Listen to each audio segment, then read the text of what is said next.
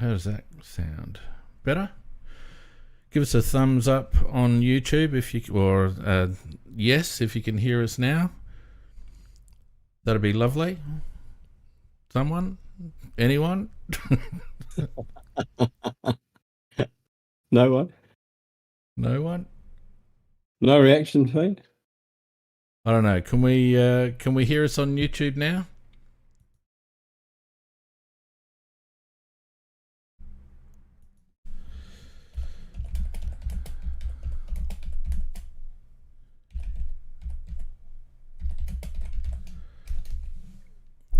Yep. Yeah.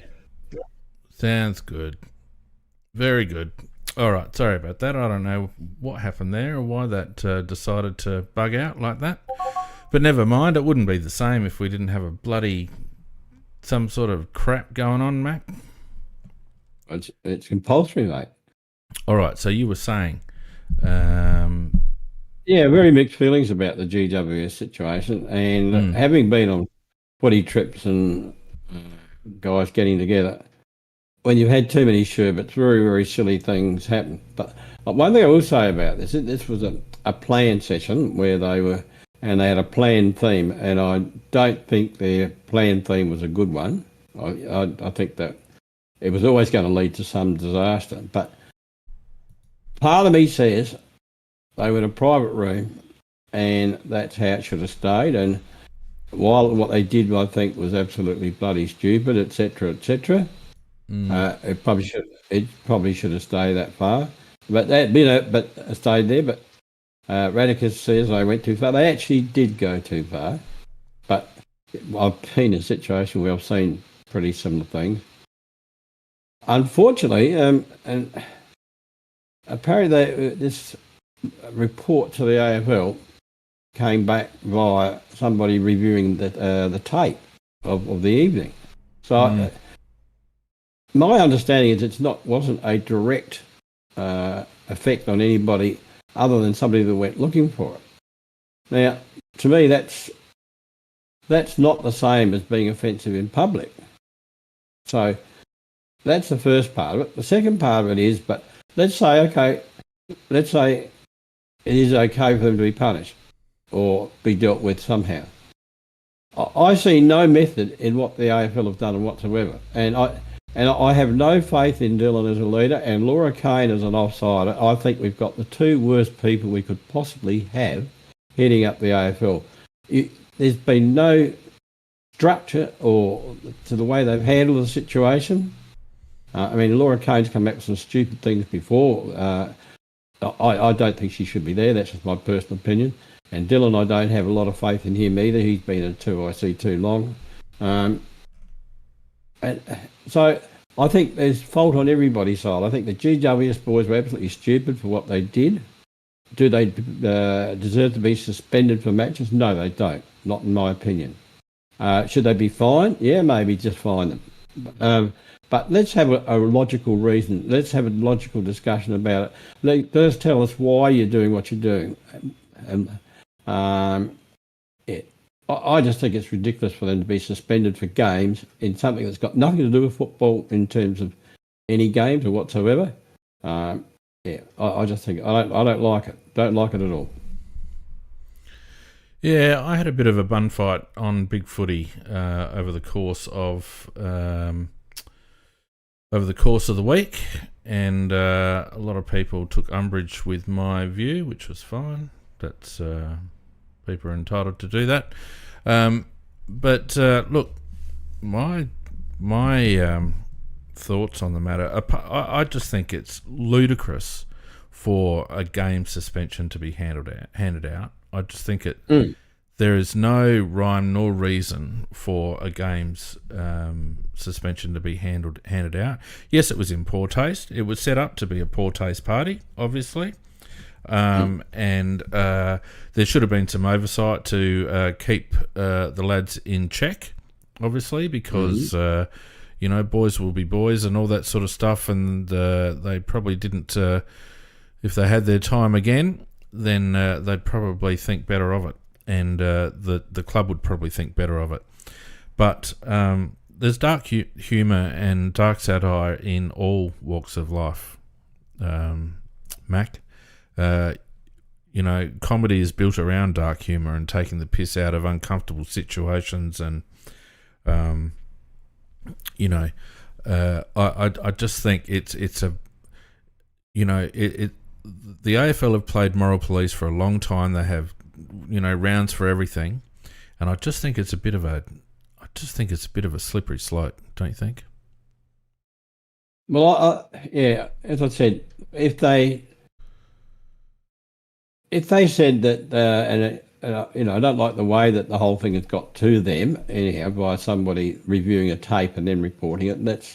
That's not the same as doing a public offence. But having said that, let's just assume that it was poor taste and they deserve to be punished for that. If we say that, it doesn't matter even if it is that, it doesn't deserve a bloody suspension.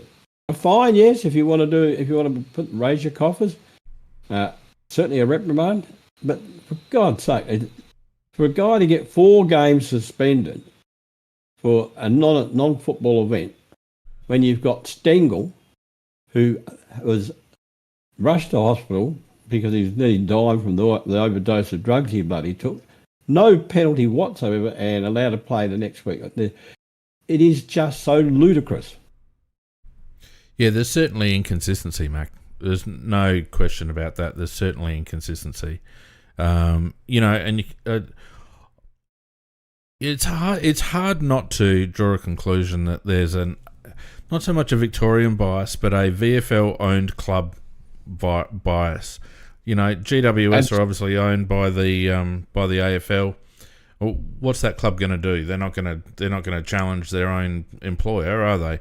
Whereas someone like Collingwood, obviously, they're independent and they carry a bit more weight, and they would certainly threaten litigation if something like this happened. So I think there's definitely a bias towards clubs or against clubs that are owned by the AFL.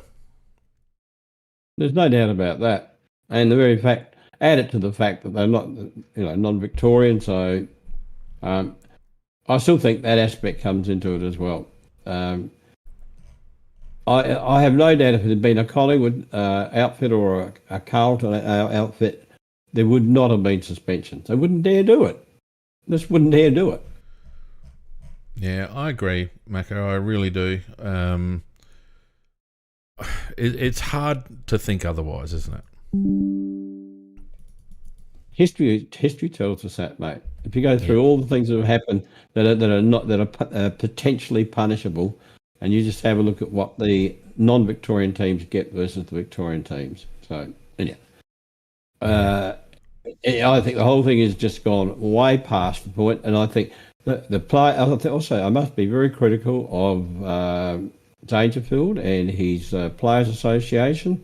They came into the scene far too late. They should have been in there bashing the doors down and saying, "Hey, no, you can't do this. You can't do this." Yeah, definitely. Radicus, thanks once again for your support, mate. Another coffee that I'm not going to share with you, Mac. Radicus, big supporter of the Crowcast, and we really appreciate it. Says, is this an alternative reality? Crows didn't stuff up trade week. Well, I'll have to say, it is. It was amazing. They made statements what they were going to do at the beginning of the trade week, and I think we all thought, yeah, we've heard it all before, and but they delivered. I mean, they actually delivered this time. 3 players, they actually delivered, and good players that you would want in your team. So really, Feen, it's been an amazing period, not one that I would have ever anticipated would come out of John Reid. Yeah, it happened. So I'm delighted. It was a good trade period. Yeah. Once again, don't forget, if you're on Discord, you can join us on the live stage and have your say. If you so wish, just stick your hand up on the in the live studio audience there. We've got a good roll up again of people in the live studio audience, Macca. So if any of you guys want to have your say, go right ahead. And look, mate, you know, obviously Alex Neil-Bullen. Well, let's be structured about this, shall we? I'll be structured about it. Let's be structured about it. Yep. Because I did prepare a little bit, so we might as well freaking do it. So I've just got up on the screen, Mac, and I don't know whether you can see the YouTube feed, but I've just got up on screen here. You know, our list as it stood before trade week. Before any delistings, and of course we had an average age of 24.2 years. We're ranked 14th in the competition for age, and of course that was probably padded out by the fact that you know, we had guys like Tex and Brodie Smith, etc., who are you know, extremely senior when it comes to age. And, you know, not necessarily, how can I put this nicely? Not necessarily quality age, I guess you'd say. Mm-hmm. And, of course, we were ranked 15th for experience in the competition with just under 60 games on average. And when you consider, again, we've got a few plus 250 game players in that side, it really does... you know, show that we've talked before about the fact that there was a big gulf in that middle tier. You know, we've got lots of young lads now, we've got some seniors, but we've got very few in that 24 to 28 bracket. So up until the trade. So let's have a look at what happened first of all, and we had some delistings, Mac.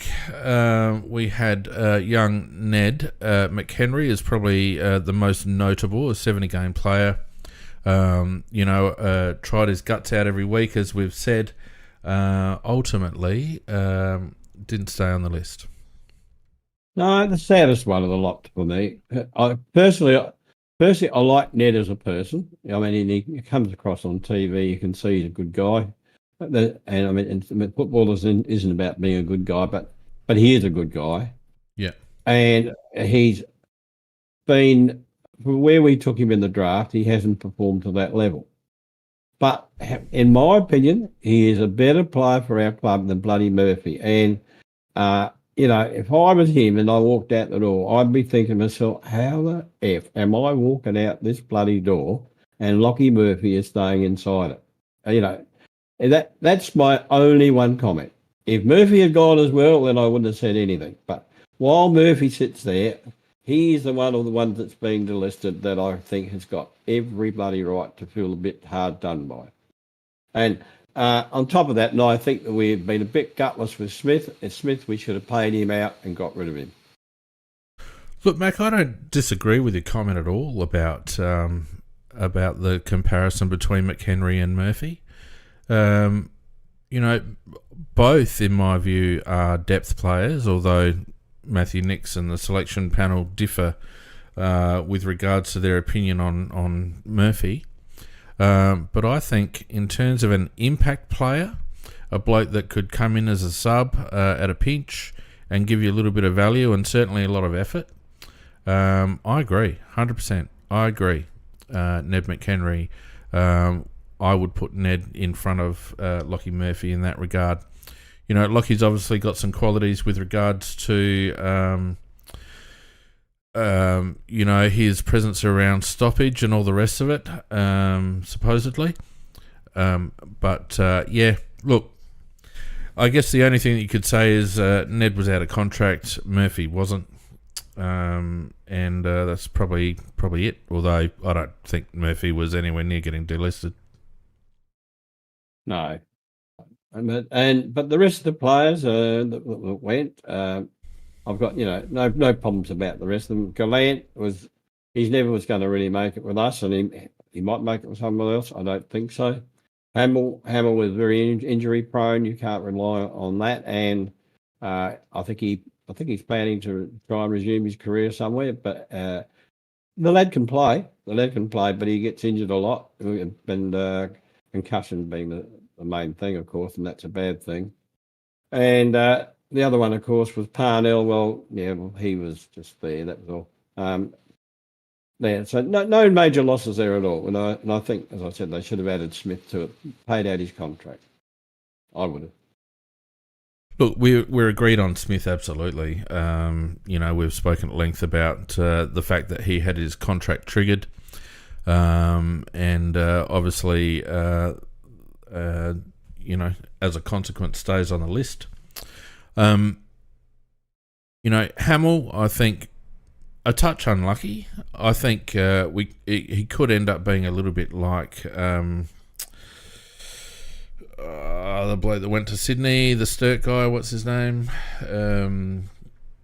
Marty Matner, in that he could resurrect his career at another club and become quite a decent running halfback. As you said, concussions and injury, probably the biggest concern there. Lockie Gallant's the one I expect to bob up, Mac. I think someone will pick him up. They don't grow on trees, and he's still young. And as we go through our list profile, I'll be interested in your thoughts about the delisting of Lockie, because personally I wouldn't have. But I'd be surprised if he doesn't turn up on another list. Patrick Parnell, obviously, is the other one, Mac. Well, but he's not an outstanding player, and no, certainly not. And you've got a young lad called Bond who can play every bit as good as him already, so not to worry. Yeah, no, don't disagree with you on that one at all. But again, when we have a look at our list profile in a minute, we might see a couple of deficiencies. Obviously, we lost Himmelberg as an unrestricted free agent. He's gone to the Suns, which is an interesting one. They've given a soft tall player away and brought one in. I think the only difference between Himmelberg and Lukosius is that Himmelberg can ruck, and they might find that useful, particularly as a backup, someone who can play forward and pinch hit.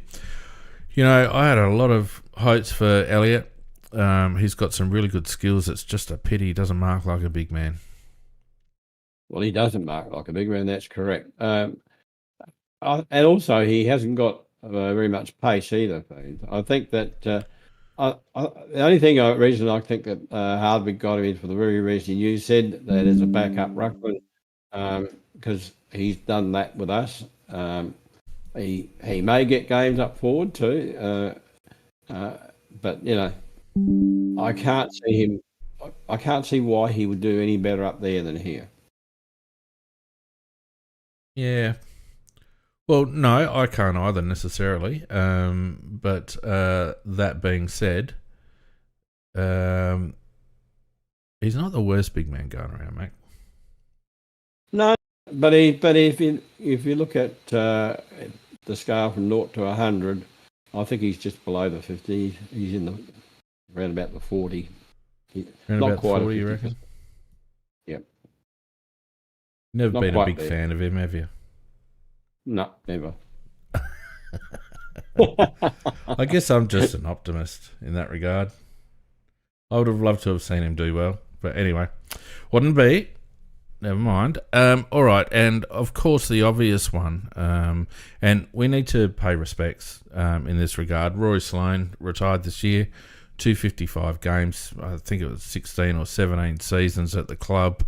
Probably I would say, Macca, his legacy slightly tarnished by the last couple of years. Certainly came back to the pack a little bit after Patrick left. I think he was asked to do a lot and probably wasn't suited to the kind of game and the pressure and the attention that he got after Patrick left.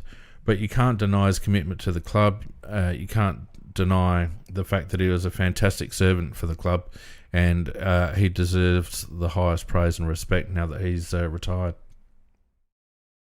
Yeah, I think the only thing Stay's ever done wrong in life really is just played 1 year too long. I think he's one of the legends of the club. I think he deserves to be remembered in the same capacity as those in the past that have contributed greatly, like Hart and Smart and Goodwin and all that type of player. He has been the modern day version of that, and as I said, probably played one, maybe even 2 seasons too long. But you've got to take it the bulk of his footy from the first game he played, when I think all he had was, he never kicked the ball, but had about 8 handballs or something like that. Yeah. But after earning them hard, and I still remember that the collision that he had with Dangerfield head on and leaving Dangerfield sprawled flat on his back. And I think that typifies the way that Sloane plays. And I think he's been great for the club. Yeah, and who can forget the shirt front on Dangerfield when shirt fronts was still somewhat allowed? Probably got 6 weeks for it in 2024, but It would. but it was a contest, and he didn't shirk it, and that really epitomised the way he played the game in such a tough moment. To not back out and to go hard at the ball and take a bit of a ball out with him is exactly Rory Sloane. So, I think you're right, Mac. I think he played a season too long, but it's hard not to. And often these blokes, they need the club to make that decision. The club saying, it's Rory's decision or a Tex's decision or whatever. I think that's actually making it really hard on the player and putting the player in a really tough position. And the club should have been big enough, I think, to have made the call. I think that in all cases that should happen in all clubs, and because the natural thing for a player is to want to keep on playing, and they don't realise they've deteriorated as much as they have. The clubs certainly do a much better idea of that. And I'll give you another example that's happening right now. Bokey's going along now to have another year. Now, I've always been an admirer of Boke. I always liked him as a player down at Port, and Agreed. I've always been possibly my favourite person down that club. But I think he's going. Finally, the club left it up to him again. Just the same situation we're talking about. He made the decision. He's made the decision finally that he's going to go another year. Now, he couldn't possibly play as well next year as he had. This year was a pretty good year. It sort of waned a little bit towards the end, as he's getting older. But it still was a pretty good year. But Somebody mentioned his lack of pace, and it's and it'll be even worse next year. So I think Folky's made the wrong decision, but it's very hard for a footballer to make that decision to leave, because he's saying, I'm going to leave my mate, I'm going to leave my money, I'm going to leave Yeah. my lifestyle. Yeah. So therefore, a club really should do it. You're quite right, Dean. And a player will always think that they can still go. And I think the final series really showed Travis's limitations, and I agree with you on that one. He's been a great servant for that club, but time is up. We've got a situation on our hands with Tex, and a little bit the same with Brodie Smith. There's lots of good judges that says, God, I can't speak this tonight, that have said that Tex should have called it quits at the end of last season. Starting to look a little bit slow and monolithic. Could go either way, but again, if they leave the decision up to Tex, he'll try and play until he's 45. Yes. Yeah, look, as I say, from a player's point of view, you can't blame them. As I said, it's what they do. It's where they get their money. It's where they've got their mates. It's their lifestyle. It's been their life. So, it's a very big thing for a player just to give it up, and just to voluntarily give it up. And that's why a club should really make that decision. Yeah. So, moving on, we were fairly active in trade week. We had a couple go through fairly comfortably, Macca, and one that went right down to the wire over what seemed to be nothing. So let's talk about them. Well, before we do, just mentioning the total amount of games that we lost as a consequence of those players leaving us, around about 450. So, we have lost a little bit of experience there. Obviously, 255 of those were Rory's, but Ned had 70 and Elliot had 50. So, it's a little bit of experience there. It begs the question: you give a bloke 70 games and then you delist him. Doesn't it actually, like, if the decision was going to be made to that Ned was going to be on the outer, then how did he get to 70 games? Adelaide have a propensity to do this. Yeah, I don't think we're the only club that does it.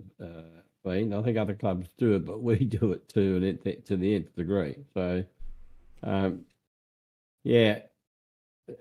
was doubts about Ned the year before as well, and but I suppose in fairness, they've given him every opportunity, but I still say that he's a little unlucky because of Murphy there. Anyway, moving forward. So Alex Neil-Bullen comes in, a vastly underrated forward mid, in my opinion. 176 games, premiership player, top 5 in their BNF for a couple of years.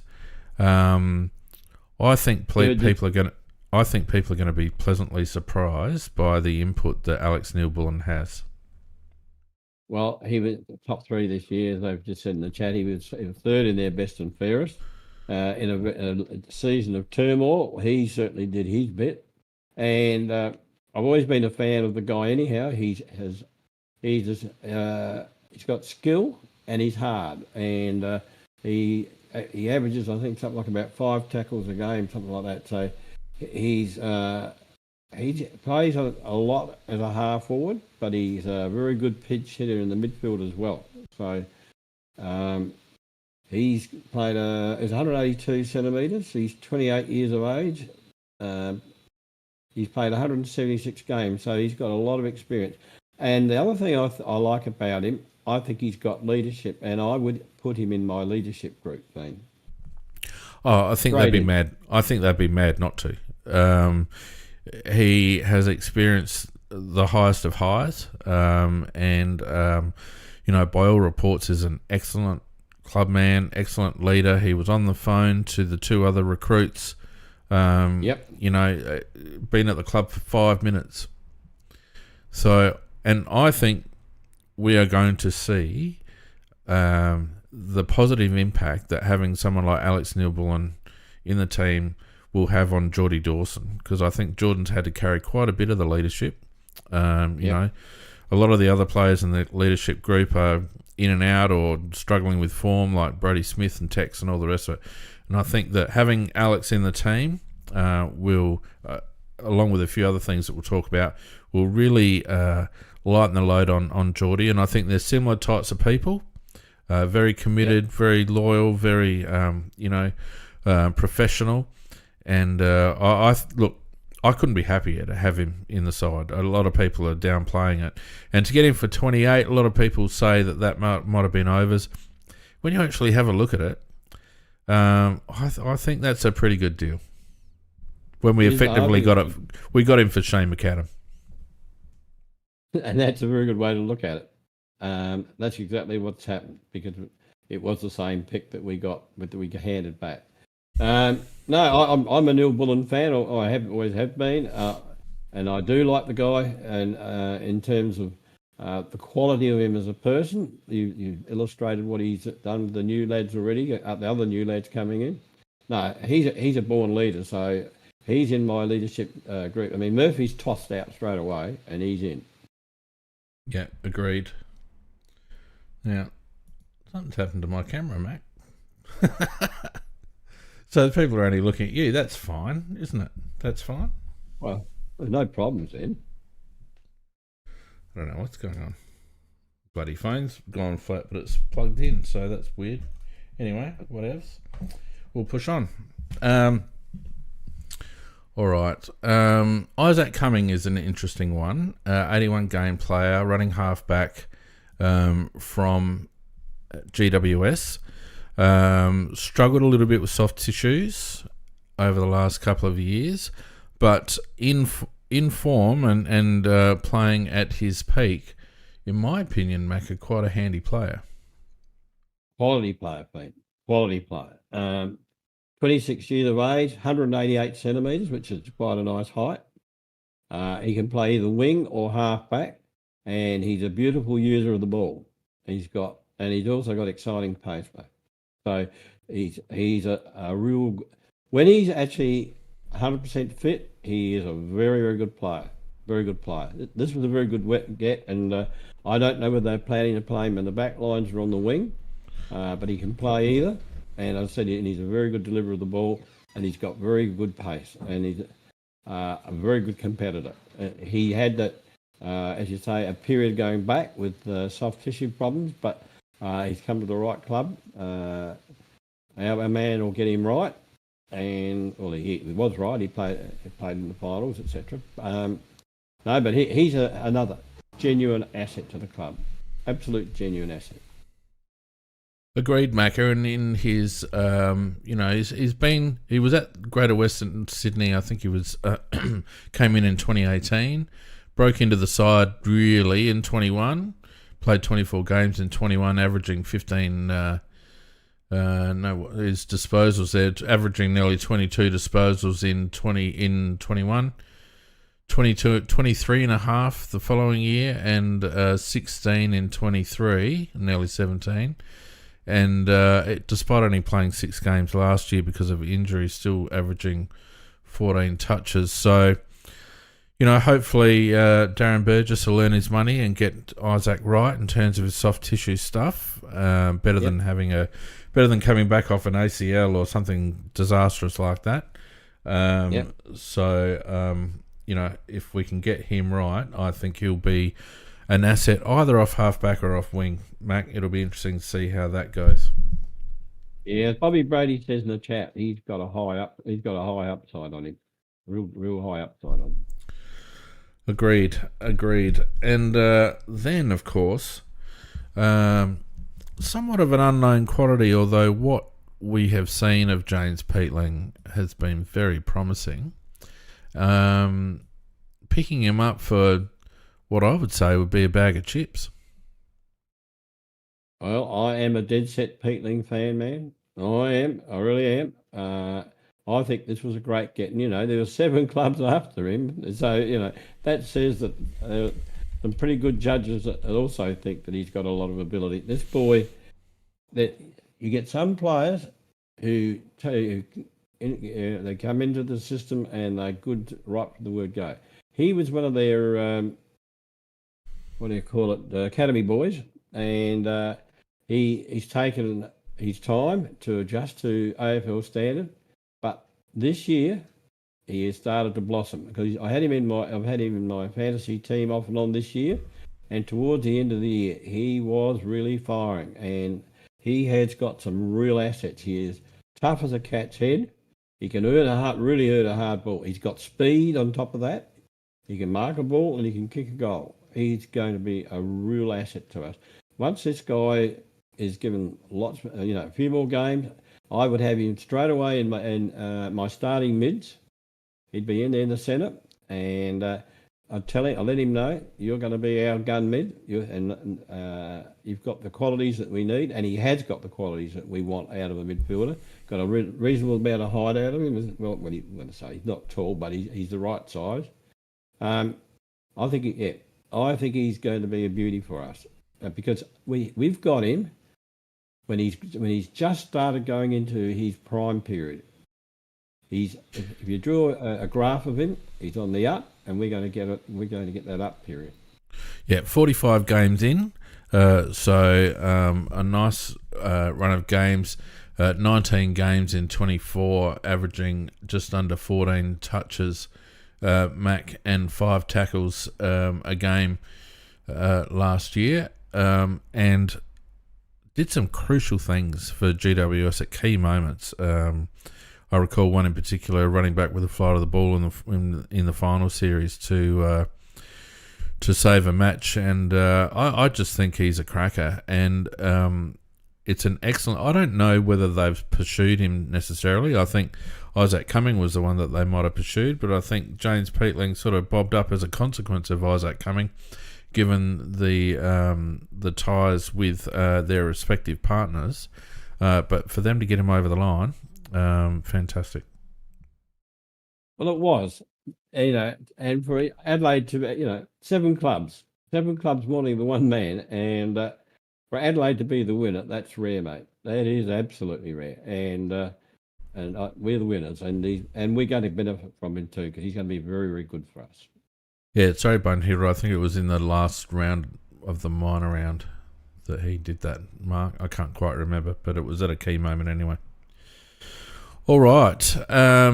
So, mate, I wanted to have a look at our list profile for 25, but I want to do it in so far as our each not position, but style of player, right? So we'll work through small forwards, key forwards, key defenders, running defenders, etc., okay? And this is not like there's some crossovers, but I think I've put the players in the positions where I think they would need to excel in order to be in our best 22 at the moment.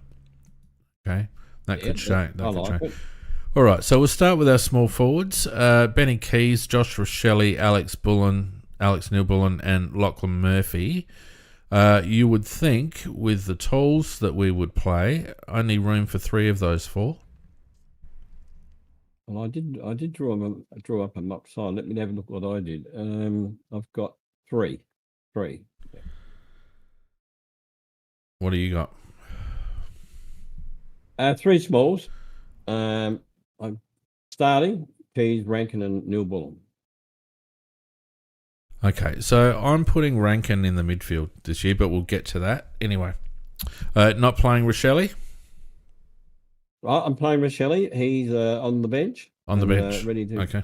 Yep. That's probably reasonable because him and Rankin and Neil-Bullen might do a little bit of a triangle, I think. That's what I'm thinking.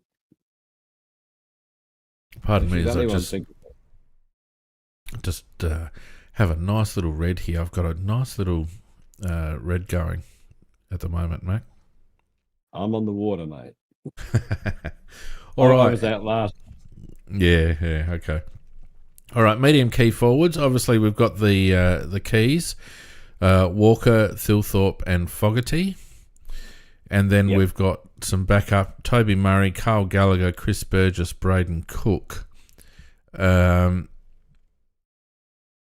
We've we've got quality starters, but not much behind it, Macca. Well, I agree. Look, now I've actually ringed some players, and you're on the money there, Dean, of course. Um, Murphy is one of those players that in that same area we're talking about, and I've got a ring around him with a cross meaning out. In other words, I'm not considering him. There's two other players there who I think their careers this year might come to an end, or they'll make them, one of the two, and that's Pedler and Cook. They've been on our list now long enough, and they may struggle to get opportunities if these boys don't get, if nobody gets hurt and nobody loses form. But these are guys that I've got under the hammer, Pedler and Cook. Well, Pedler, I haven't put. Pedler is not in this group. Where have you got him? Midfield. If he doesn't make it as a midfielder, Macca, he is not going to be in our best. He's not going to be in our squad going forward. I won't argue. Well, I won't argue hard with you. I think he has to make it as a midfielder. Right, I'll go along with you. I agree with you 100% on Cook. I think Braden's going to really have to find himself a role and get far more involved in matches. What he does, what he shows us, is very good, but he goes missing for long periods of the game. He got a very good run of opportunities last year, played a good run of games, and really didn't increase his output terribly much during the course of those games. And he was in around it. He was playing a bit on the wing and all that sort of stuff. I think he is. I think he could be a very good lead up forward, Mac. Braden Cook, a bit of a connector, but whether there is room in that forward line, or whether he becomes a bench player, or I don't know, he's going to have to force someone out, I think, or cause the selectors to rejig the team. I think this is a make or break year for Braden Cook. I'm 100% with you. Yep. Of course, we've got Tex, who could be either way. And we've got Thilthorpe, who, for all intents and purposes, should be hitting beast mode this year. But we've got to remember he's still a young lad and he's still got a lot to learn. So I think our forward line potentially could be amazing. But there are some contingencies. Taylor Walker's fitness and Riley Thilthorpe's progression, and even Darcy Fogarty continuing on promising form. Well, yes, I mean that happens every year, of course. But if we take a line on the way they finished their season and assume that it's going to be similar to that, I'm backing Thilthorpe and Fogarty. Walker's the unknown quantity, whether his back is going to be any better, if he's got the same back problem, then I think we're wasting our time sticking with him, and because that's not going to be a long-term situation. So Hex has got to be 100% sharp to play. Agreed. I think he will be. That's my guess is that he will be. And the question will be whether he stays that way. I think he'll start okay. It's a question whether he'll stay that way. Backs are a funny thing; they can go. Yeah, agreed. Agreed. And it's not only his back; he's had ongoing hip and foot issues as well. Could be related. Who knows? So he could fall off a cliff very quickly, or he could continue to keep on keeping on. Time will tell. The one that I'm fascinated about is Toby Murray, Macca. I reckon this kid could be anything, or he could be nothing. But I'd love to see him get a couple of opportunities during the course of the year, particularly because he can also offer a bit of a ruck option. But I just think there's something there, and if we could get him going and get him into the mix somehow, it'd be fantastic. Agreed. It might be just a bit early for him, Pete. I don't know. And then there may be a time where we might even be forced to play. If the appropriate tools are injured out, and we haven't got no others. But I think Toby Murray probably needs one more year of good experience down in the sample, and I think then he will be pushing for a spot the next year.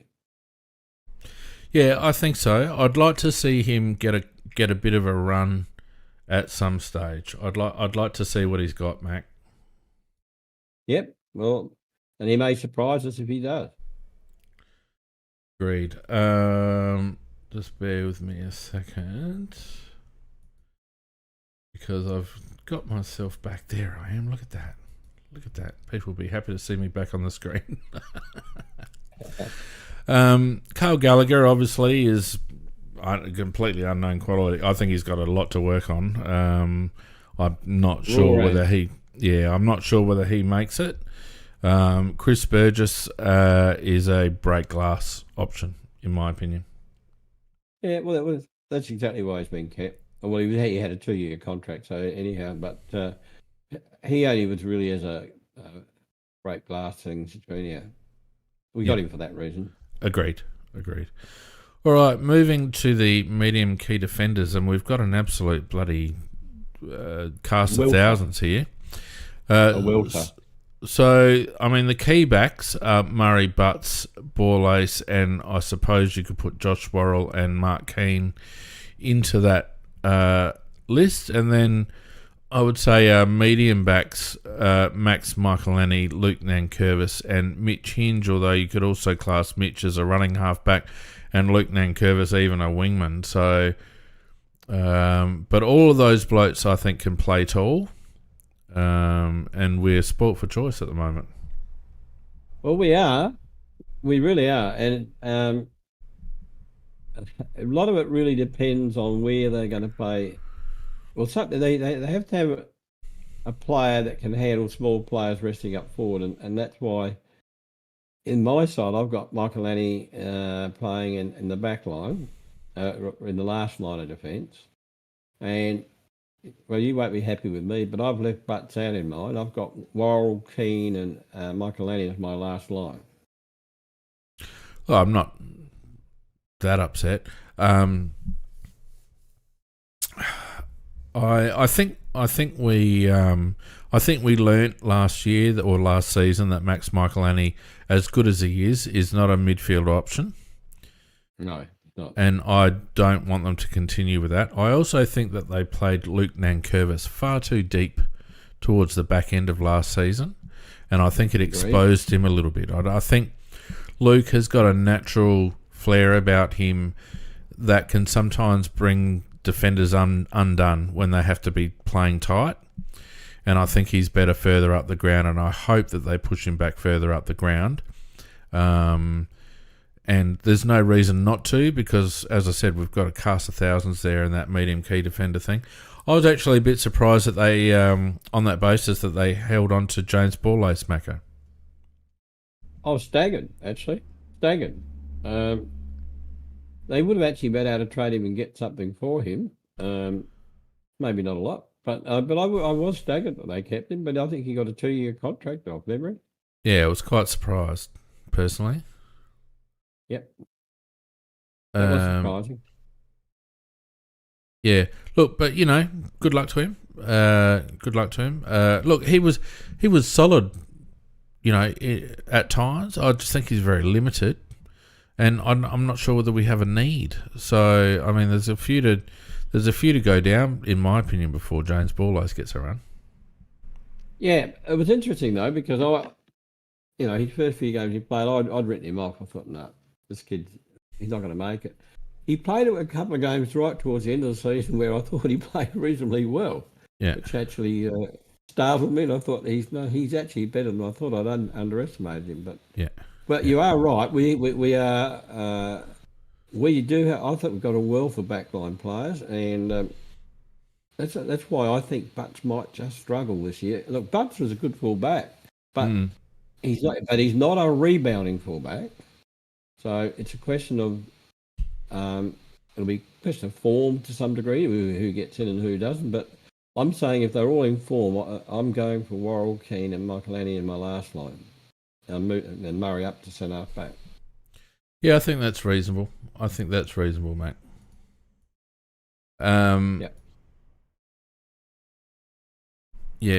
yeah. As I said, there's options there. I think Mitch Hinge could play up the ground too, but I think we like him where he is. So, anyway. Small running defenders. Again, a bit of a plethora.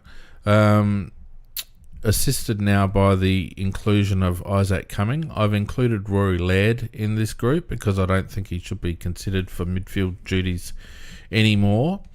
So we've got Miller, Isaac Cumming, Rory Laird, Hugh Bond, with a bit of Chase Jones. Nankervis I've already covered in the medium tools. Oscar Ryan and Brodie Smith. It's a plethora, as you said. For me, I narrowed it down in my side to I had Nankervis on one side. For me, I want Miller to prove that he's 100% right before he comes in, and he may well then come in. And Laird, I'd probably have Laird as a bench player at this stage, but not in my starting. And then I'm tossing up between on the other side to either do I have Cumming on the half back flank and Hinge on a wing, or do I bring Hinge back to the half back flank and Cumming onto the wing? So that's the way I'm looking at it. Jad on the YouTube chat, and sorry, the YouTube chat seems to have died on the feed onto the cast, but keep chatting away there. I'm watching it. Jad said Laird a running defender. Well, by running I mean small or running defender, Jad. So just stop picking fights with me. Look, I guess what I worry about is after, well, I mean, it could be a real strength of ours. Thanks, Chad. It could be a real strength of ours, but there's a lot of players with question marks, in my opinion. I think Hugh Bond has shown himself to be a very good lockdown. Laird is previously an All-Australian, small defender, and I think, despite his limitations with disposal, I think, he should be considered a lock for a role there. Wayne Miller coming back from injuries is a bit of a question mark. Chase Jones is really, his development has really been stifled, in my opinion. Oh, there, YouTube's back.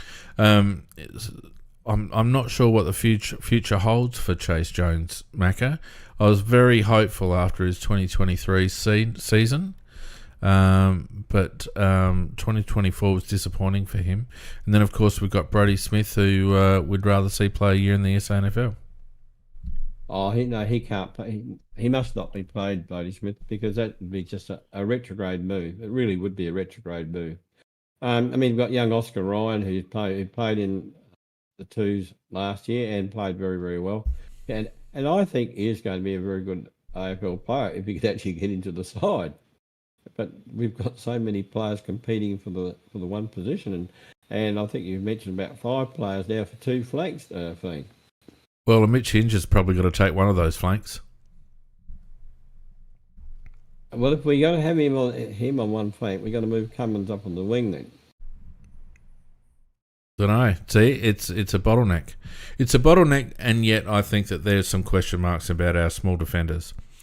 I think there are some very good small forwards in the competition at the moment, Macca, and apart from Hugh Bond, I don't know whether there's any of these players that can really lock down. Maybe Chase Jones, but the rest of them are quite attacking halfback flankers. So, it'll be interesting to see how they're used and how they perform when the pressure's put on them with a small forward line. Well, Bond was actually a revelation, really. Because, absolutely. Because he was not considered at any stage or ever talked about at any stage, and then somebody in the selection committee has had the brainwave. Well, he's a very tight player. Perhaps we could try to use him as a tagger, and of course he was successful immediately. And I think played the rest of the season. But now we've added players.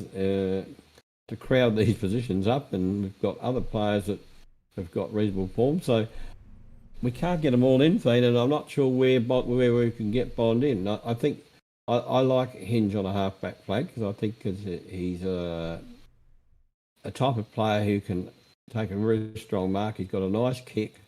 So he's a good chance of, when he gets a clearance, of finding a player as well, and with a little bit of depth on it as well.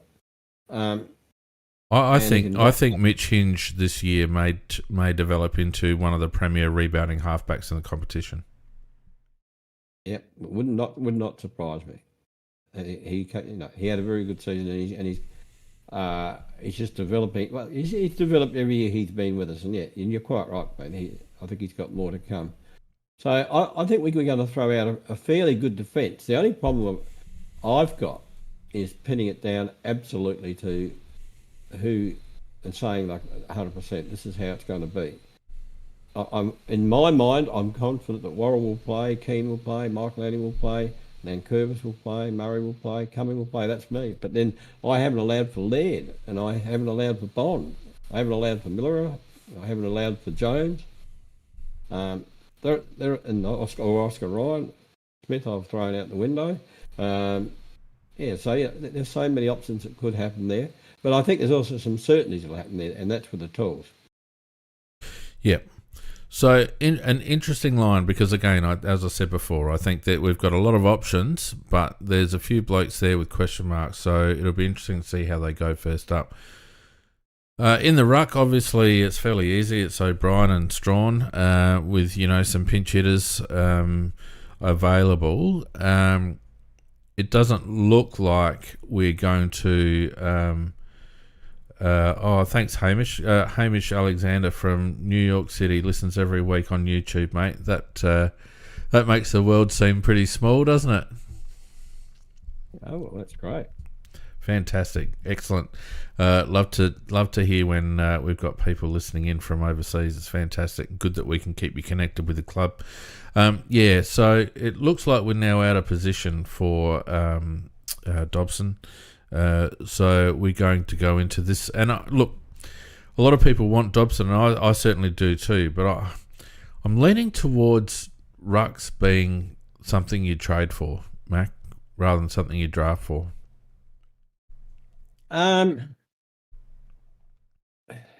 The ones you trade for generally aren't too good.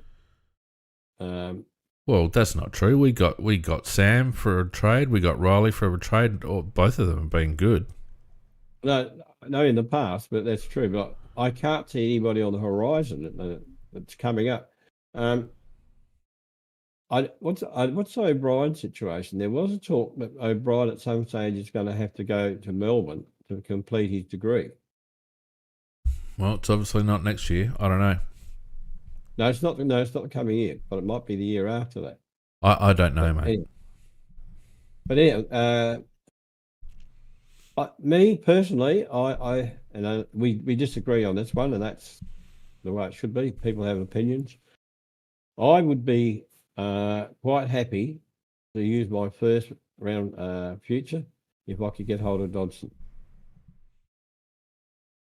Because I would be guaranteeing our future. That we've got a future ruckman. If you look at Dodson, we don't have a list spot though, Mako. Well, no, sorry. What I would be doing, I would be paying Smith out to create the spot. Well, they're not going to do that. They're not going to do that. Well, I'm saying this is what I would do if I was running the club. Yeah, okay. And I'm not saying they will do it, but I would, and I would actually split four. Somebody says no, we're not splitting four. But what I would do is that I would use my future GWS. I've got pick 20. I've got 15, 16, 21. So 21 will blow out to about 23, 24, something like that.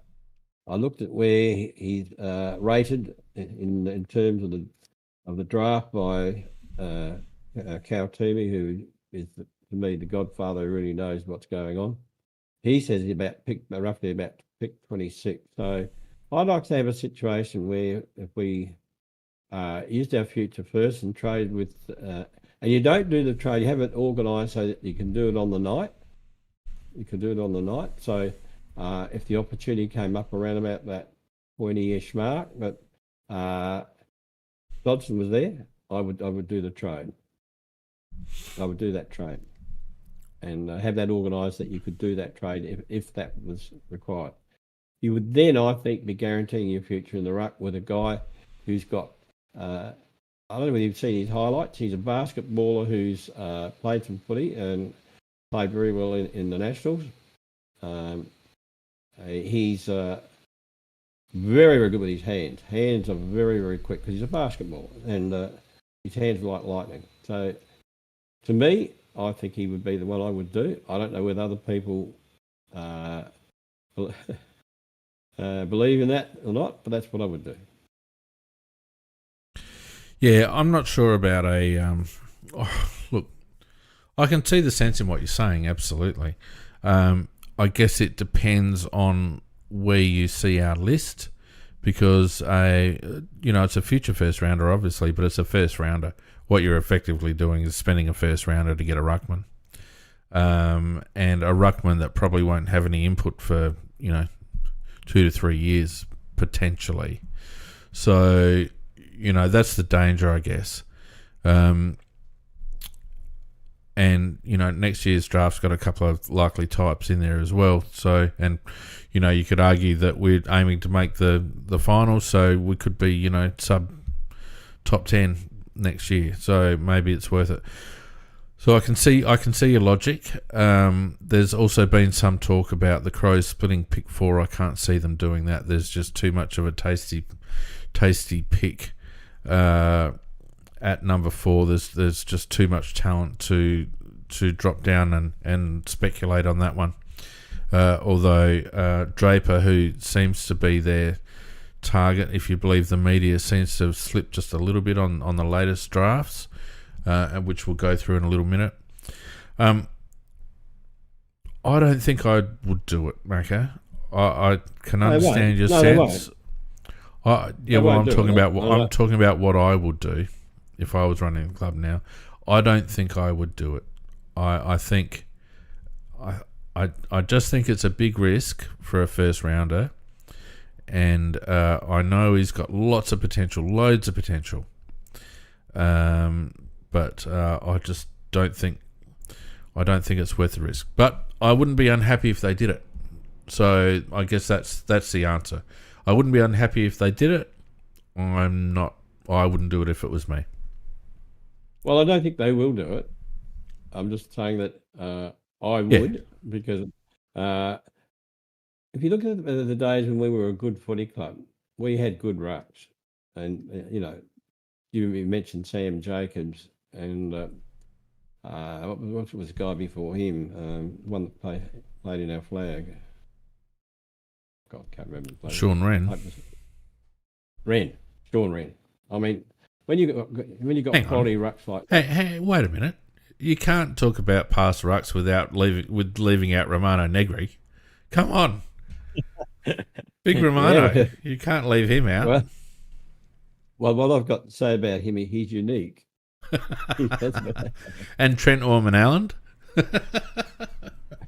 Oh, he did do some rucking, yes, even though he was 5 foot nothing. By the way, Scoot, what I'm drinking is a lovely Torbreck Growers Cut 2021 Shiraz. Go on, Mac. Yeah, and I don't think I'm getting any support in the crowd either for my suggestion, but it's something that we rely very heavily on Rob. We criticise Rob all the time, and if Rob goes, we're left in a fairly poor position and with no planning. And all the good clubs have a young ruckman coming up behind them, and we don't have that. But anyhow, there is talk of possibly of getting Draper from Essendon next year, targeting him.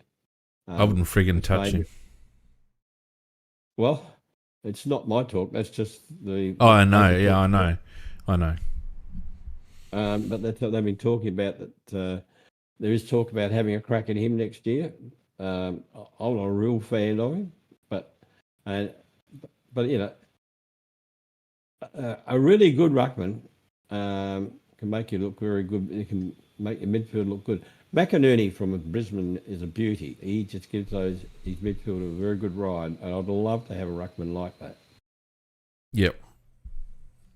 So as it stands at the moment, ruck is a definite weakness of Adelaide, because as much as Strawn can come in and do a job, he really is an AFL standard. He doesn't get around the ground well enough. His ruck work in and of itself is quite good, but he has next to no impact in general play. And finally, the one that we've all been waiting for, the midfield Macca, and I struggle to fit them all on the damn page. So let me go through what I've got here. I think the 5 that we're going to use initially, or maybe 6, will be Matt Crouch, Jordan Dawson, Isaac Rankin, Jake Saligo, Sam Berry, and Peatling. Yes. I think we'll have Shoal, and I reckon Nankervis will sneak up to a wing. And then we've got a cast of thousands, Macca, on the edges. Billy Dowling, Harry Schoenberg, Zach Taylor. Of course, we've got Daniel Curtin, who I think they've. I was looking at the Adelaide website this afternoon, and they've got Daniel Curtin down as a midfielder on their team sheet. So I think they've made that decision, and I think it's the right decision. Although I worry about his agility, but I think he's got a role to play through our midfield somehow. So all of a sudden we've got a cast of thousands, Mac. Well, yep. My sheet of paper's got the same problem, Fee. My starting lineup would be obviously Dawson's in there, and I've got Peatling in there, and I've got Saligo in there.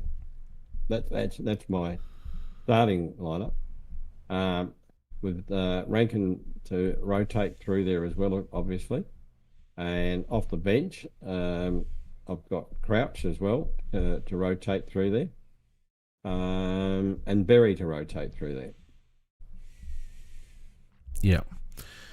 Yeah, I think that's about right. I think much to Mark Ricciuto's chagrin, we'll decide that Isaac Rankin actually is a midfielder, which he actually is. I expect Isaac to have a big year. He missed 8 games last season through injury and suspension. I think he'd be champing at the bit this year. I think the inclusion of Peatling frees up Jordan Dawson a bit. I'd like to see Jordan get more on the outside. He gets banged up a bit on the inside, and he probably needs just a little bit of clear space in order to use that beautiful left leg of his. So I'd like to see his inside load lighten. I'm happy for Matt Crouch and Sam Berry to be our 2 inside balls. And I'm hoping to see a continuation of Jake Saligo's development. But I think, and I think we will. Yeah. He was definitely on the rise. But another pre-season into him. Peatling is a great addition to that midfield because, as you said, because he can take a lot of pressure off of Dawson having to do all the hard stuff. Yeah, I agree. I really like Peatling's burst. I saw one highlight where he pushed off Harley Reid from West Coast and just burst away from him with 5 really hard steps, got the ball and left him in his wake. That's the sort of stuff that you like to see. That's the sort of stuff I think we've been lacking. We're very one-paced apart from Isaac in the midfield. So having Peatling in there, I think, will really assist in having a couple of people that can just burst away from stoppage. But I'd also like to see a bit of Rochelle through there as well. I mean, Rochelle, he was a midfielder in up to under 16s. I mean, and when he has been gets his odd 1 in 100 opportunities in the midfield, he does okay.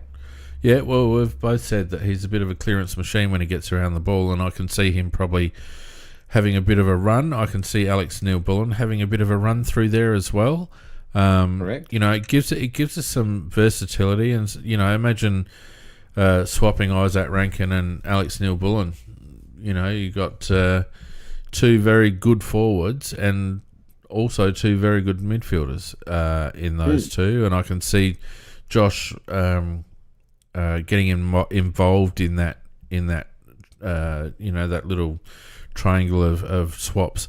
I think it's very important for Josh Rochelle to hit the ground running early, and I do hope he gets the opportunities. We've given him a 7-year contract, Mackie. You don't do that unless you have big hopes for the kid. Of course, you got to have huge hopes for a 7-year contract. So I think Josh needs to be given opportunities. I 100% agree with you. The vulnerable one there, I think, in terms of starting, is Lockie Scholl. As much as he had a very good season in 2024, it was a very good season in a side that placed 15th, and I'm not sure whether he gives us enough dynamic movement to continue if blokes like Charlie Edwards and Billy Dowling and Luke Nankervis and Zach Taylor come on, and Dan Curtin for that matter. Well, yeah, I know. Look, there's going to be loads of competition for those spots, and the way you placed your backline, I don't think you replaced Cumming anywhere either. Yes, Cumming I did. could well be. Yes, Oh, I you did. did you? Half-back flank. Oh, right. Okay. You had him halfback. Well, I haven't placed a team, Macca. I've put players into categories. Okay. Yeah, well, Lockie Scholl, he'd be stiff on his form last year. This year, sorry. His form was very, very good. But we do have, new blood coming in. And we also do have players coming back. And something like, for example, Miller is another player coming back, which just adds to his problems. So there'll be a lot of competition for those spots, and it wouldn't upset me if Scholl retained his spot, but it wouldn't surprise me if somebody got his spot. So it's going to be with a better year in terms of competition for spots, and therefore hopefully you're playing only form players and not Murphys and all that type of thing. But you were talking about players under pressure before, and we mentioned Pedler and Cook. We should have thrown. Now we've got to throw Schonberg into the mix as well, because he's got so much competition now. I agree. It's again, another player that I had high hopes for when he came into the scene, in his first year was really hopeful, showed some good signs, but through some fitness issues and then that nasty Achilles injury that's really set him back. It's a key year for Harry, and to be honest with you, I'm not sure whether he's going to be able to break his way in. He's going to have to absolutely play the house down in the SANFL to force his way into this side. Yep, I think there's a lot of players here who played games last year, who won't play games in the next year unless there's injury or somebody really badly out of form, because there's now a lot of just so the addition of those players just puts so much competition on for spots, and so you can only get your spot if that player above you who's got it before you is either injured or out of form. And once you get it, you're going to have to play like hell to keep it. Yeah. This is how you want it. Yeah, Tell you what, Jad says Schoenberg needs to finish top 3 in the time trial. He really does. He really does. If he wants to be an AFL midfielder, he needs to be able to show that he can run all day, and he's not a forward. He's certainly good. He's a midfielder that can go forward and kick you a goal. He knows where the goals are, but he's a midfielder. He will never be a half forward flanker, and he needs to succeed in that role. And it's going to be tough for him. And all he can do, Harry, I think, is get 30 touches a week in the SANFL and really just force them to pick him and then take his opportunity. But to be honest with you, as much as I like him at his best and I think he's got some really, really good attributes, I'm a bit worried about him. Well, I just think there's too many alternatives for him now. That's the main thing, Payne. Correct. Yeah, because I just want to throw up and talk about Curtin. I mean, where does Curtin fit into our structure? He was a prize possession last year. I mean, we traded to get him, and he did show his best work up forward. And I know somebody says straight away, Curtin up forward. He was playing down back, and he can play on ball, and he can go up forward. Would you see it, Fiend, as a must that we play him every week, whether he's 100% deserving of it or not, so that he can develop his game? Why wouldn't you? Well, that I would. I'm just asking, would you agree with that? 100%. I would. 100%. We did it with Riley Thilthorpe. We did it with Josh Rochelle. I think your first choice in any draft, you've got to show confidence in the lad. As it was, we absolutely buggered him up last year with playing him in the SANFL in stupid positions and then subbing him in and out in the AFL games that he played and just messed with him. In terms of where he plays, Macca, it's an interesting one, isn't it? Because I think there's a case to be made for him to come off halfback. I think there's a case to be made for him to be a lead up forward. And I think there's a case to be made for him to come through as a midfielder. So he's got versatility, but I think I would hope... my impression is I'm not sure whether the club actually knew what they were getting with Dan Curtin, and I don't know whether they actually understand where to play him. And ironically, the best footy he did play when he was in the AFL side when he was up forward. Yeah, well, I mean, the ball's coming at you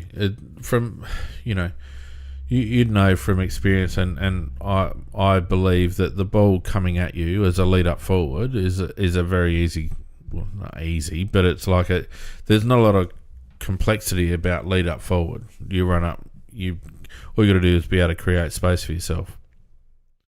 Well, you don't have the same responsibility as a defender, no, you don't. Correct. And you don't have to make the play like as a midfielder. So, maybe we play him as a lead up forward, which maybe we rotate him in Texas role and Darcy's role. Crossed my mind. Yep, that did cross my mind. Yep. Play him off the bench, have that three-way rotation. He's obviously versatile enough that if we do have him as a bench player, he can play other roles if need be. But maybe that's it. I think for what we did to get him, if we don't have a role in mind, I'd be very surprised. And I still have a feeling that eventually they see him as a backman, but I don't think that we have the need for him as a backman, and therefore he needs to be developed somewhere else. I'm in the same camp as you. Certainly, I think defence is the last place we need him. Yeah. Zach Taylor's another one. Showed tons of ability and poise and composure when played last year. again, Macca, I think he's going to be struggling to maintain his spot. Yeah, well, sadly, I think you're right. I think he did nothing wrong when he played. I mean, every game he played, I thought he did very well. He showed that he's up to the standard. He's light, but I agree with that. Somebody said he should need to go to the gym. But having said that, I thought he showed he certainly got the ability. But because we're bringing in a midfielder, it just makes it even that much harder again to get in. It's, as somebody says, we've got depth, and it makes it very hard for people who are on the fringes of their career when they've got other players who are already there. So I think he'll get some opportunity in the year if injuries come up. I hope so. I hope we don't have injuries, but if it comes up, he'll probably get a run. But it's going to be very, very, there's going to be several lads who are going to be very disappointed because if we don't get injuries, they're probably not going to get a chance. Well, I mean, you can take as read that there'll be injuries at some point, but I agree with you, Macca. The other one I think that is going to be put in that boat is Billy Dowling. Very, very serviceable last year. Ended up playing, in a defensive midfield capacity sort of thing, and playing in the back lines a bit, and at times a bit hard to understand exactly what he was doing. Mostly wing, mostly on the wing. On that defensive wing sort of thing.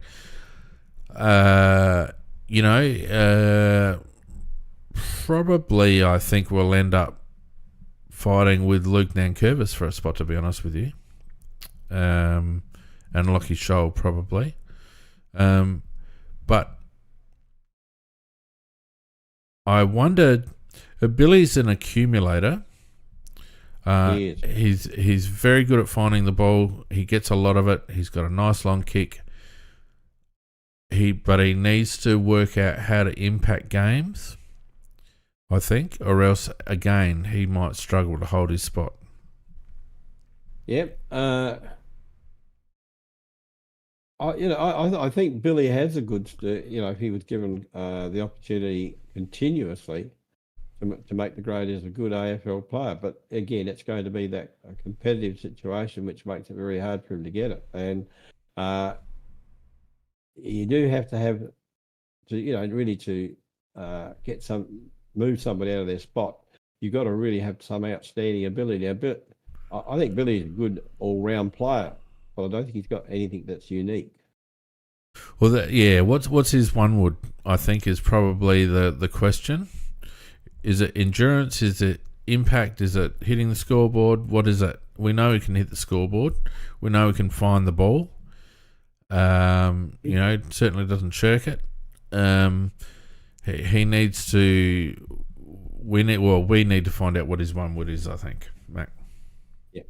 Yep. And it'd be a shame if he didn't make it, because I do think the lady's talented. Yeah, and of course we've got Charlie Edwards, who we haven't even seen yet.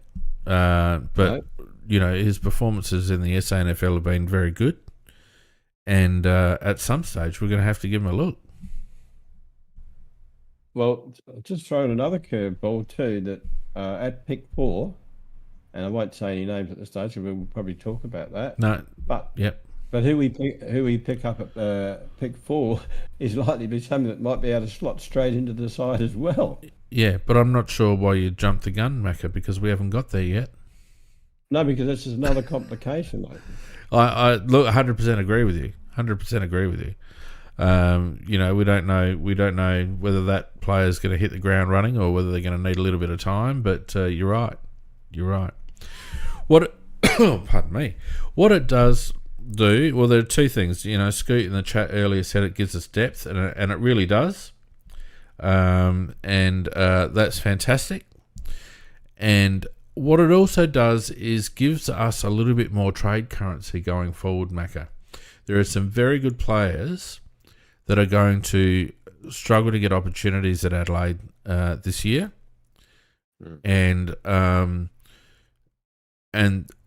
Instead of being they're struggling to be on a list, they'll be very good players. that other teams will want. And so you can see the quality of our list is now developed and turned over to the extent now that we have players that other teams will want. And, you know, they might only be third or fourth rounders, but it still gives you a little bit of currency, doesn't it? Yep. And it also gives you a little bit of cover if one of those players happens to want, one of your best 22 wants to go away somewhere else, or, you know, whatever. So, in my opinion, this is probably the best condition that the list has been in for maybe 5, 6, probably since 2018. What would you say? I was going to say 5 to 6 years. Yep. Yeah. So it's taken a long time.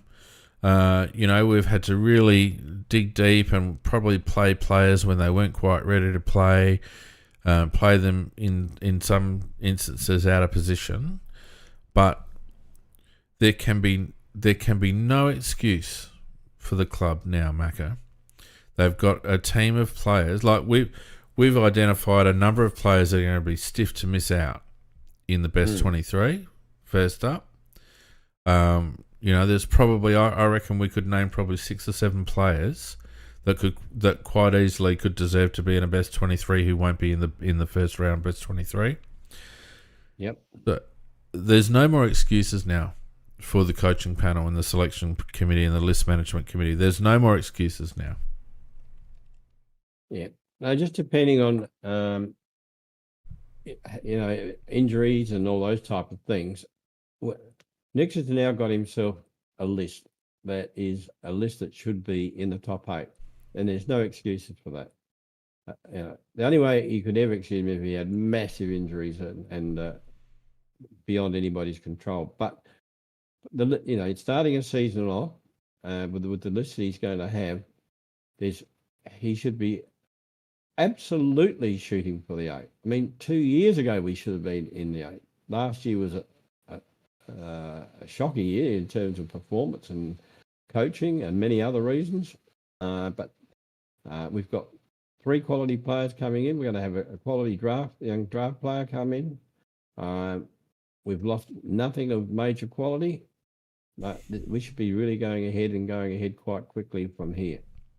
And Jad makes an amusing but quite valid point in the chat. Can't wait to see who gets into a push and shove to get into the best 22. And that's what I want to be seeing in pre-season. I want to be seeing blokes fighting for spots. You know, I want to see pre-season get a bit willing. You know, there's always a couple of blokes that are battling for a spot that end up getting into a bit of a push and shove. It'll be interesting to see what the attitude is when they come back after Christmas and start training in earnest. In my opinion, this, as I said, the list is in the best shape it's been in. We now get to see what Matthew Nick. Well, I mean, we've already kind of seen what he's got to offer, but last season, I think the club has crutched on injuries and suspension as a reason. I don't think that's valid, but I think now, Macca, we've got enough depth to cover injury, and my personal point of view is that Matthew Nix has got 6 rounds. You reckon only 6? Yeah, 6 rounds. I had him at 10 rounds. I think unless we, and you know, a lot depends on the fixture and all the rest of it.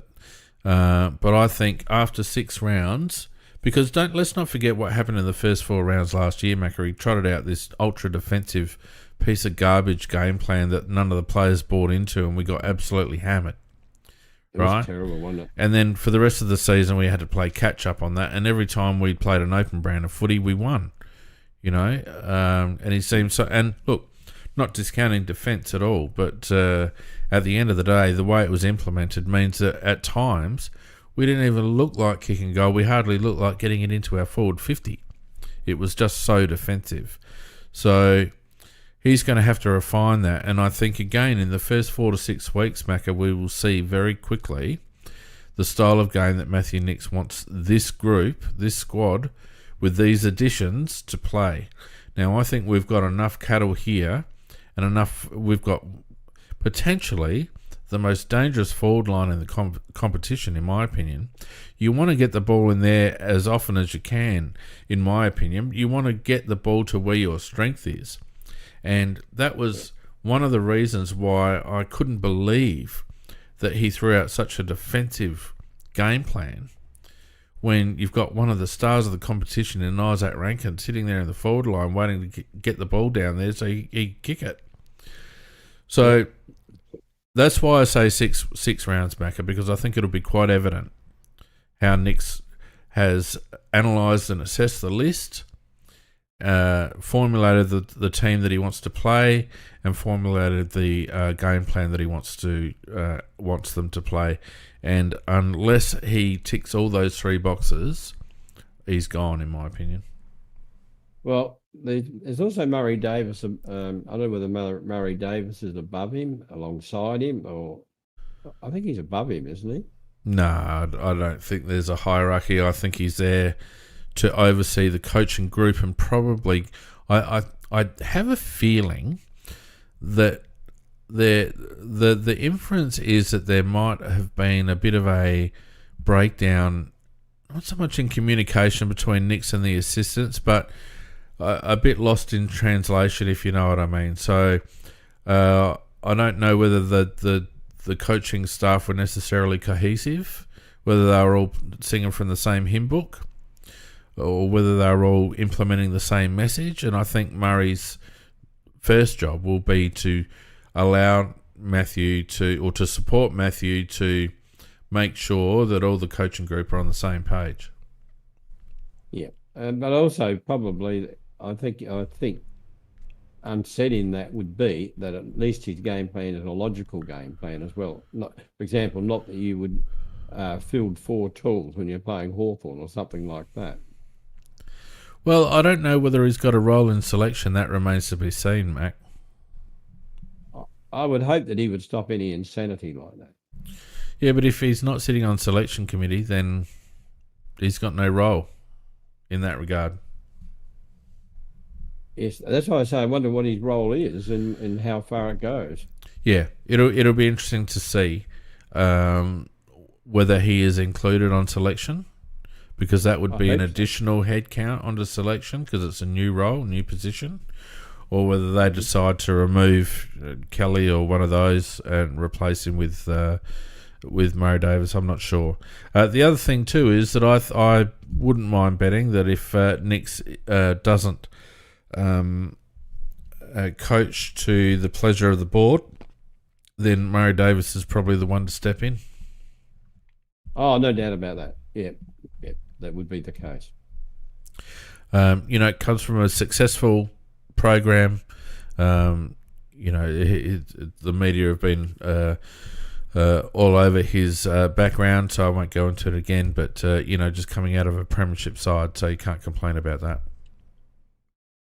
No, and if you look at the Brisbane game plan, it's a good game plan because it is an attacking game plan, and it's one about winning. So, and not being defensive. And they've got the rewards for it. So, I mean, Dave's he'd have all the goodies on that, and I'm sure that, he might not be telling Nix what to do, but he'll be certainly, I think, running the rule over Nix's plan to make sure that it goes along the lines that the club would like it to go. Well, it'll be interesting to see whether he has a report back KPI to either Adam Kelly as the general manager footy ops or Mark Rasciuto as the footy director. Whether he's there as an observational capacity as well as a assistance capacity.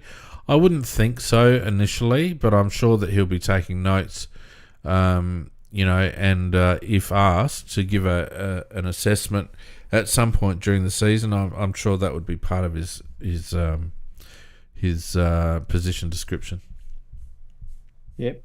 But it's an interesting appointment, and I'm hoping that it will be a lot of side benefits that we don't actually see, but happen behind the scenes. Yep. All right, so the last piece in the puzzle, as you were mentioning earlier, Macca, is pick 4. And assuming that we don't split it, which I don't think we will unless something crazy happens, I've identified 7 possibilities here, and you can refer to your list. I've got mine. Yeah. Yeah. So in big capital letters, wouldn't actually be my selection, but I think the selection that will probably happen is Sid Draper. At the moment, it seems that a lot of mock drafters are leaning towards Jagger Smith, Harvey Langford, even Josh Smiley in the top 3. Yep. I really like Harvey Langford, but I'm not quite sure whether he's the type of player that we're looking for. I actually think, Mac, the type of player that we're looking for is Josh Smiley. Let me just look at my notes there. You're looking for the big-bodied mid. Yep. 194 centimetres, mate. Yep. 196. Big boy. Yep. Well, I think the first 8 in the draft, there isn't a lot between them, and it'd be very hard to predict who's going to be the best out of them, in the sense that they've all got assets in different areas. But I think that what I do like, though, about the local lad, Sid Draper, is he's elusive. He's got good speed, and he's got good breakaway speed, which I think is very important. And just watching him, he's got a reasonable set of hands overhead as well for his size.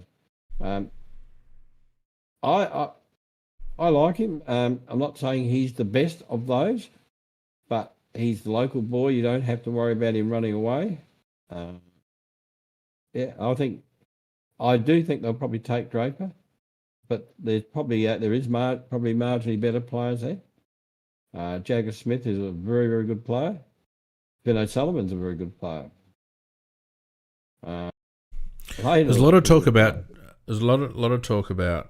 Draper, about West Coast being interested in Draper. Of course, now West Coast have traded away their number 3 to Carlton. I don't know how the bloody hell that happened, but anyway.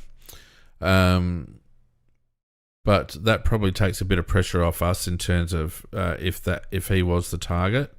Look, I like Sid a lot. He's going to be a very good AFL player in my opinion. He's got some great attributes. He's got good speed. I worry a bit about his disposal, but he's got good endurance. He'll run all day, and he's pretty tough. So a lot of attributes that you want, and probably the prototype modern midfielder that can get inside and outside, a bit like Jason Horne-Francis. In terms of burst pack and all, a bit of Paddy Dangerfield about him. Maybe obviously not as bulked up at this stage. The reason, as you say, why I like Josh Smiley is because of his size and his agility to go along with that size, Macca. I just think that it's something that we don't have. Notwithstanding that we do have Dan Curtin, but I think Dan Curtin is yet to be proven in a midfield capacity. I just think there's a lot to like about him. Yeah, I mean, this is a draft. You'd love to have 2 picks in the first, say, 7 or 8 players, because you'd end up with you could actually pick 2 quality midfielders but with different attributes about them. Well, it's interesting that we said a couple of weeks ago, Macca, that and I was quite strong on the fact that I really wanted Adelaide to try and get 2 bites at the first round cherry. I'm not disappointed with the way that Adelaide's gone about trade period, because I think we could have gone one or two ways, and obviously what we've gone is to fill the middle of the deck in terms of our age profile, and we've gone with some ready-made players, and I'm not disappointed about that. And I think it shows intent, by the Adelaide recruiting staff and the list management committee that they feel like we're pretty much done in terms of the structure of our list. Otherwise, they would have been felt compelled to go to the well in the draft and pick two mids. That said, you're 100% right. Would have been nice to have two. The thing I like about Smiley is just he seems to have a little bit of time. He's a really, really good decision maker, and his size in that midfield. I mean, we've got Geordie Dawson, who's not quite that tall, I don't think, but I think Smiley's got him for a yard, and it's a little bit more dynamic. If I was to have my choice, I was strong on Harry Langford for a long time, and I do think he'll be an excellent player, Langford. Just not sure whether he's the type of player that we need with our profile, particularly after bringing Peatling in. I've moved over to Josh Smiley but I won't be disappointed with any of them, to be honest with you. Well, I'd love to have Layla as well. Yep. If I had to, I think we're morally bound take Draper because he has got. We don't have a player with burst speed from the centre, and he does give us that. He would give us that. And then I'd like to have Laylaw as well because he is 187 centimetre and he's a tough, explosive mid. So it would have been lovely to have had the two picked. We haven't got it, so we only have to got the one. So I think for me, it sounds like being conservative, but I'm not really doing it on a conservative basis. I love the fact that Draper has got excellent speed from a pack, and so if we did manage to get the ball to Draper, he'd be off out of the pack and into the forward lines, and that's what I do like about it. So let me ask you this question, and I'm mindful of time. We've got probably about 10 or 15 minutes left, but let me ask you this question, Mac. Given that you and I are into Draper and Smiley, and both of those players are projected to go at the back end of the top 10, maybe that does facilitate what you're talking about. Well, if you could get two of the mids, yes, you'd have to do it, wouldn't you? Well, you don't have to do anything. I guess what I'm asking you is, if Draper's there at 4, are you going to take the chance? Would you take the chance of him getting to whatever 8 or 9 or 10? Or would you just take and splitting it, or would you take the money and run? Adelaide have done this splitting trick before, and it's never worked, mate. Oh no, that's not true at all. It's worked quite well for us in the past. Example, please. Well, Daniel Curtin last year, we didn't split, but we certainly moved it. Yeah, I just don't think the club can afford to take any risk. I think they've got to make sure they get one of the premiers, and I think Draper sits in that premier category. Yeah, but he's projected to go at 8 or 9, Mac. Yeah, doesn't mean he will. It doesn't mean he will. Although, but if he doesn't, you get someone else like Finn O'Sullivan or Sam Layla, or like that's the thing. That it's not as much of a gamble because the top 10 are filled with good midfielders. So do you take the chance? Yeah. Having said talking about before, I probably wouldn't. Would you do pick 4 for St Kilda's pick 7 and 8? Yeah, I would do that. Would you do pick 4 for oh shit, I don't know. Where's Richmond? They got about 1,000 picks. For Richmond's 6 and 11.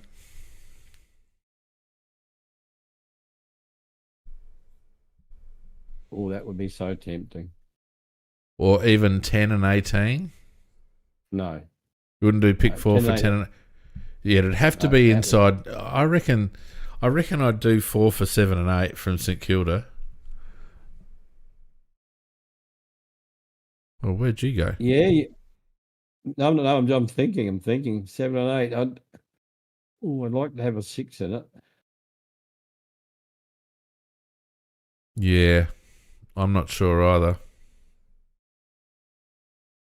I'd certainly just split for 6 and something,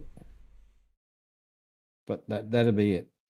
Because I know that inside 6 there there are at least, we can't get Ashcroft, of course. But there's going to be about another 6 or 7 good midfielders. So you're guaranteed you're going to get one good one, and then you've got another pick on top of that again. So we'll do that, but I don't think anybody's going to do it. I don't think. But You know, I reckon. no, I think that if I had picked 6 and 8, I wouldn't like to be splitting them. Trading. Or it depends if St Kilda had really had their eyes on someone in the top 3 or 4. That's true, but look, we'll find that out. But I don't think it'll happen. Be very interesting. I think there's a couple of clubs. St Kilda with those 2. Melbourne have 5 and 9.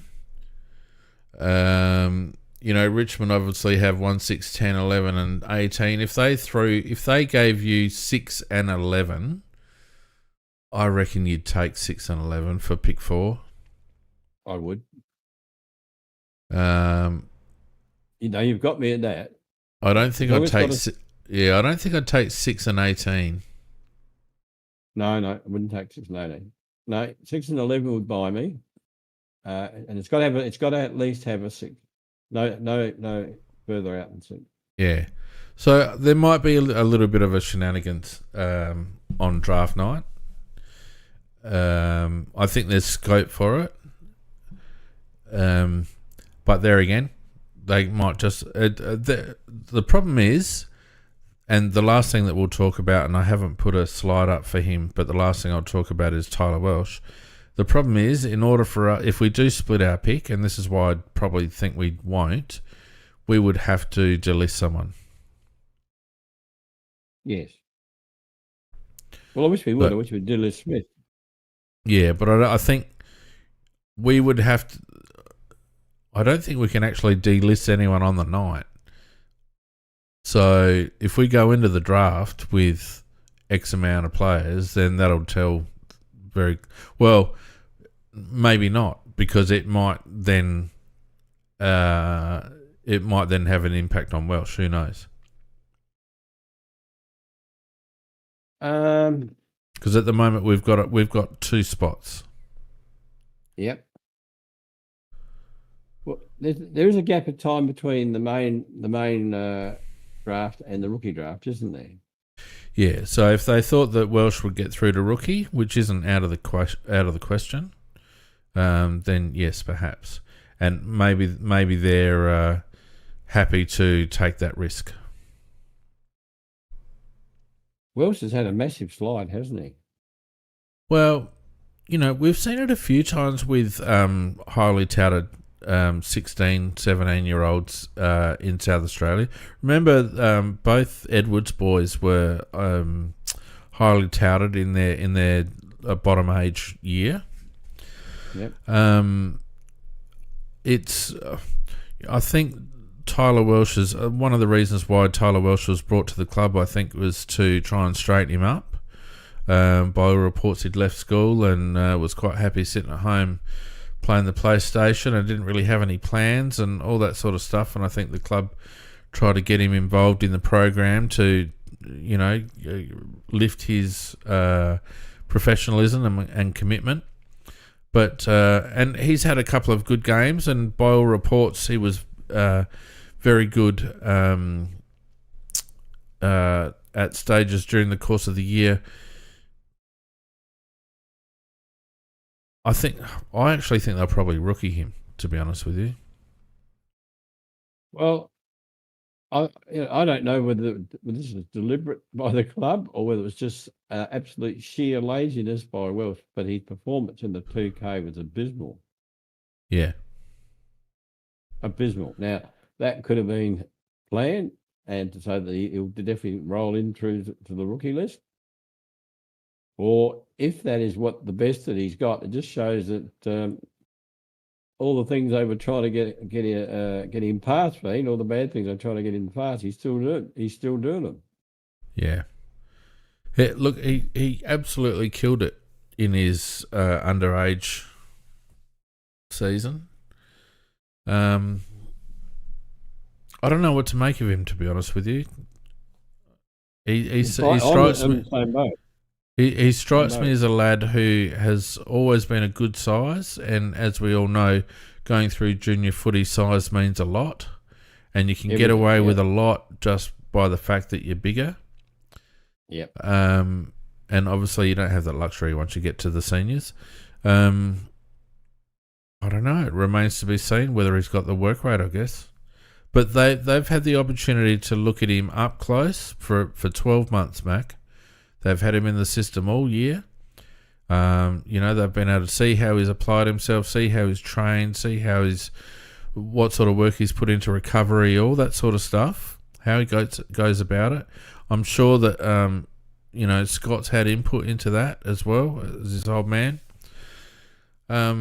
So I guess whatever happens with Tyler Welsh will be the result of their observations over the past 12 months. The interesting thing about him is, and that's about, I mentioned it in the chat, what is he really? He's 191 centimetres, so he can't be a key, and he's probably not mobile enough to be a flanker, so what is he then? He's exactly what his old man was, which is a lead-up forward. Yep. Scott Welsh never took a mark over his head in his life. He was a lead-up forward. A very good lead-up forward, but a lead-up forward is what he was. I didn't like his old man. His old man knew he always got a goal when you needed it. He was a very handy player. Yeah. Whether this bloke's got the same drive, I don't know. He did very well in the jump. Getting a jump off the ground was good. His sprint was quite good, but his effort over the 2K looked more like me and you. Well, because he's played in that, like you'd expect his sprint to be good because he's got to create separation as a forward. You would expect his endurance to be shit because he's never probably moved out of the forward 50. Yeah.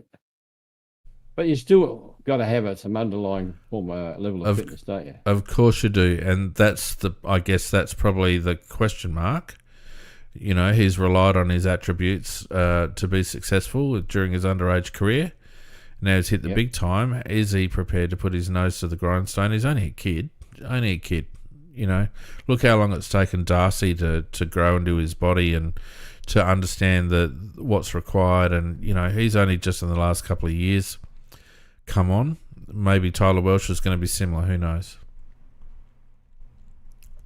Yeah, Fogg, I just never knew whether he ever took his football seriously, but last year you could see, if you looked at his eyes when he was playing, he was taking it seriously last year. Well, I can tell you that he did take it seriously because, I'm very good authority that he did it. Don't fall into the trap of looking at him like Mark Waugh, that always looks like he's doing everything in second gear. He absolutely did want to succeed, Darcy Fogarty. He wasn't a lazy player.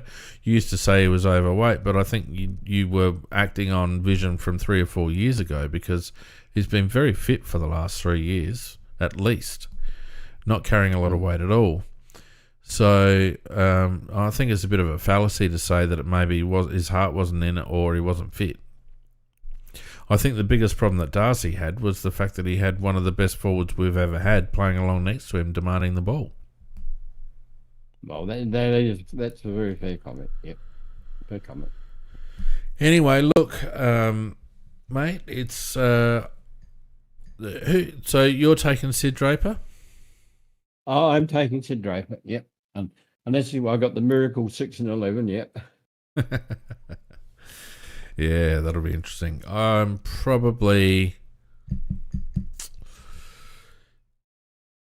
if I'm Hamish, I'm taking Josh Smiley, but I'm pretty comfortable they'll take Sid Draper. I think it's almost a certainty, Pete. Yeah. Oh, look. Yeah. Yeah. More than likely. Yeah. I'm saying they will take him. Yeah. I'll stick my neck. Yeah. Because they really do have a conundrum in the sense that if they went to somebody else and it didn't turn out, and Sid Draper went elsewhere and was a star, well, you know, the flat. Oh, yeah, but you get that all the time. We had that with Ebert and Dangerfield. Yeah, and we did the right thing there. But we went for the best player. But this one, I don't know whether they're all good in different ways. I do think, though, that Sid Draper's attributes are something that we do have lacking at the moment. Well, time will tell, mate, and we've got a bit of time before the draft. When's the bloody draft? It's November something. November the too long away. So we'll go on a bit of a hiatus until the week before the draft, I think, mate. All right. Well, I look forward to it. So November the 20th, the 21st. What days of the week are they? Is that thing? Isn't it usually a Monday and a Tuesday? No, it's a Thursday and Wednesday and Thursday. Right. So I think we'll probably, on that basis, we'll probably have our next cast on the 17th to preview it. Yep. And then, like last year, we had a bit of a watch party on the first night, which is all we're really interested in this year.